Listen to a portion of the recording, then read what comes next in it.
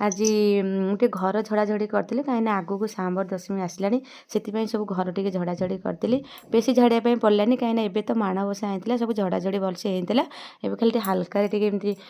झड़ाझड़ी करदेली सब मली जिनस बेडसीट कमल फमल सब थी सफासफी कली आउट देखते ये जाते बिलू को कहीं से भात खाई ना खाली चाहा मुड़ी खाई जाते खाई ना देखते कलम शाग आने लटा धरी पलि आसती मुझे से लटारू सब शाग बाछुची आउटे कलरा आलू कटाकटी करदे आ कदली भी कटाकटी करदे कहीं पुओ कलरा खाई भल पाइनि आपाई कदली काटिक बसई आते शाग आनी मत भलसे धुआ धुई कर सब कटाकटी करदे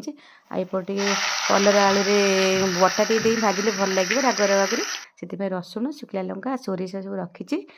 भी पकईकि कलरा आलू भाजी मस्त लगे देखते कलरा आलू भजा सरीगला एवं कदली सीझे थी भाजीदेवी शाग भाजी आए सेपटे गाधौंट गाधुआ सैले आम खाइबू आउटे बाढ़िकी थोदे कहीं